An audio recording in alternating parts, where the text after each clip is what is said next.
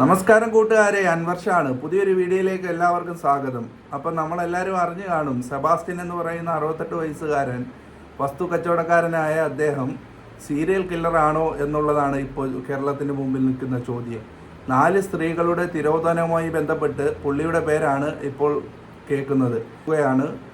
കൂടുതൽ തെളിവെടുപ്പുകൾ നടന്നുകൊണ്ടിരിക്കുകയാണ്.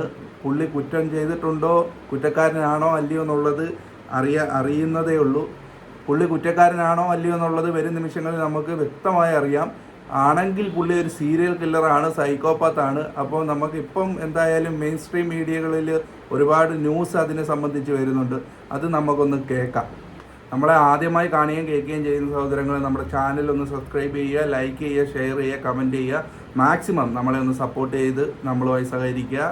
എല്ലാത്തിനും പൊതുവായി ഒറ്റ പേരാണുള്ളത്, സെബാസ്റ്റ്യൻ. കടക്കരപ്പള്ളി ആലുങ്കൽ പത്മനിവാസിൽ ബിന്ദു പത്മനാഭനെ 2002 മുതൽ കാണാനില്ല എന്ന് കാട്ടി 2017 സഹോദരൻ പ്രവീൺ പോലീസിൽ പരാതി നൽകിയത്. വസ്തുവിടനിലക്കാരൻ സെബാസ്റ്റ്യനിലേക്ക് സംശയമുന നീളുന്നു.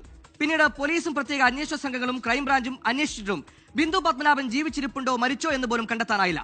2002 കാണാതായ ബിന്ദു എന്ന് പറയുന്ന സ്ത്രീയെ കാണാനില്ലെന്നുള്ള പരാതി ഏകദേശം 15 വർഷം ശേഷം സഹോദരൻ കേസ് കൊടുക്കുകയുണ്ടായി. ഏതാണ്ട് 2017 ആ കേസ് കൊടുക്കുന്നത്. ബാക്കി കേൾക്കാം. ചോദ്യം ചെയ്യലിൽ പരസ്പര വിരുദ്ധമായ ഉത്തരങ്ങൾ കൊണ്ട് സെബാസ്റ്റ്യൻ അന്വേഷണ ഉദ്യോഗസ്ഥരെ വട്ടം ചുറ്റിച്ചു. ബിന്ദുവിനെ കോടികൾ വില വരുന്ന സ്വത്തുക്കൾ വ്യാജ മുക്താറുണ്ടാക്കി സെബാസ്റ്റ്യൻ വിറ്റെന്നും കണ്ടെത്തി. ഈ ബിന്ദു എന്ന് പറയുന്ന സ്ത്രീകൾക്ക് കോടികളുടെ ആസ്തി ഉണ്ടായിരുന്നു. അവരുടെ വ്യാജ രേഖകൾ ചമച്ച് പുള്ളി ആ വസ്തുക്കളെല്ലാം വിറ്റ് എന്നാണ് അറിയുന്നത്. കോടിക്കണക്കിന് ഒരുപാട് തട്ടിപ്പും അന്നേരം ഇതിന്റെ ഇടയിൽ നടന്നിട്ടുണ്ട്. ബാക്കി കേൾക്കാം നമുക്ക്. ഇതിനിടെ ഏറ്റുമാനൂർ കോട്ടമുറി സ്വദേശി ജൈനമ്മയെ കാണാതായ കേസിൽ സെബാസ്റ്റ്യൻ സംശയനിഴലിലായി. 2024 ഡിസംബർ 23 ജൈനമ്മയെ കാണാതാകുന്നത്. 28 സഹോദരനും പിന്നീട് ഭർത്താവും പോലീസിൽ പരാതി നൽകി. ജൈനമ്മയും അതിനുശേഷം 2024 ഡിസംബർ 23 ജൈനമ്മ എന്ന് പറയുന്ന സ്ത്രീയെ കാണാതായി. കാണാതായതിന് തൊട്ടു പിന്നാലെ മകനും ഭർത്താവും കേസ് കൊടുക്കുന്നുണ്ട്. സെബാസ്റ്റ്യൻ പല ഇടപാടുകൾ നടത്തിയിരുന്നു. ജൈനമ്മയുടെ ഫോണിന്റെ ടവർ ലൊക്കേഷൻ അവസാനമായി കണ്ടത് സെബാസ്റ്റ്യൻ താമസിക്കുന്ന പള്ളിപ്പുറത്ത്. അവിടെയാണ് സെബാസ്റ്റ്യന്റെ പള്ളിപ്പുറത്ത് വീട്. അവിടെയാണ് ഇപ്പോൾ തെരച്ചിൽ നടക്കുന്നത്. അന്വേഷണത്തിനൊടുവിൽ പിന്നീട് ഏതാണ്ട് 2024 ഡിസംബർ 23 ജൈനമ്മ എന്ന സ്ത്രീയെ കാണാതാകുകയും ഇവർ തമ്മിൽ, ഈ സെബാസ്റ്റ്യനും ഈ ജൈനമ്മ എന്ന് പറയുന്ന സ്ത്രീയും തമ്മിൽ വസ്തു ഇടപാടുകൾ നടക്കുകയും ചെയ്തിട്ടുണ്ട്. അപ്പോൾ ഈ സ്ത്രീയെ കാണാതാകുന്നത് ഭർത്താവ് കംപ്ലൈൻറ്റ് ചെയ്തു. ഇവരുടെ ഫോൺ പരിശോധിച്ചപ്പോൾ അവസാനമായി കണ്ടെത്തിയത് ഈ സെബാസ്റ്റ്യന്റെ വീടിന്റെ അടുത്തുള്ള ടവർ ലൊക്കേഷനിലാണ്. അപ്പോൾ ബാക്കി കേൾക്കാം. അന്വേഷണത്തിനൊടുവിൽ ജൈനമ്മ കൊല്ലപ്പെട്ടെന്ന് പോലീസിന് സ്ഥിരീകരിക്കാൻ കഴിഞ്ഞിട്ടുണ്ട്.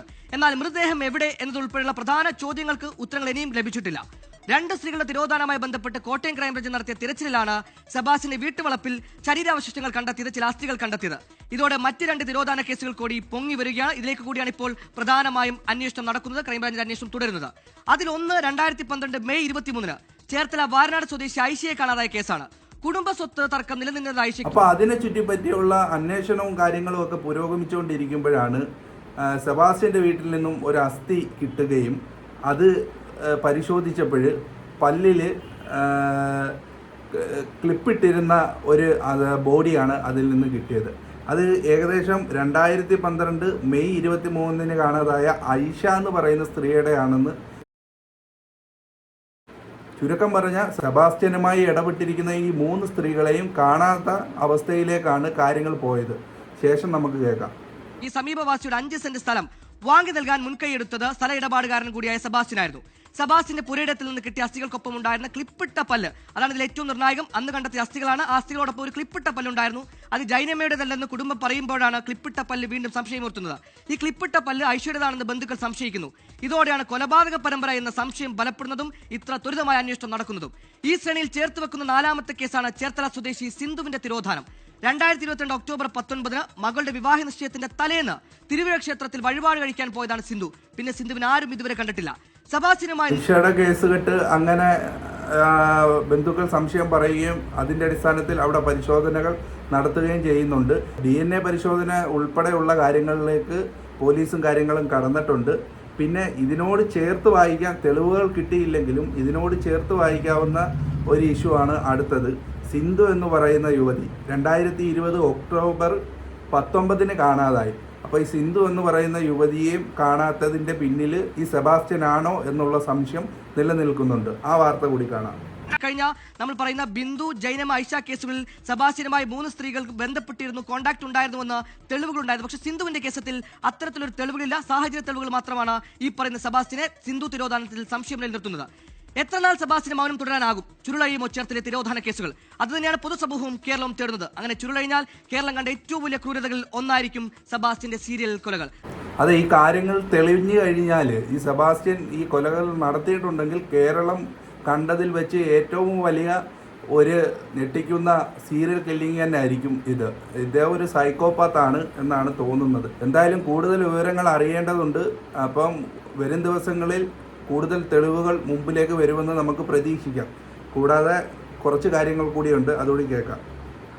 സ്ത്രീകളുടെ തിരോധാന കേസിൽ സീരിയൽ കില്ലർ എന്ന് സംശയിക്കുന്ന സെബാസ്റ്റ്യനെ പള്ളിപ്പുറത്തെ വീട്ടിലെത്തിച്ച് നടത്തിയ തെളിവെടുപ്പിൽ കേസിൽ നിർണായകമാകാവുന്ന വസ്തുക്കൾ ലഭിച്ചു.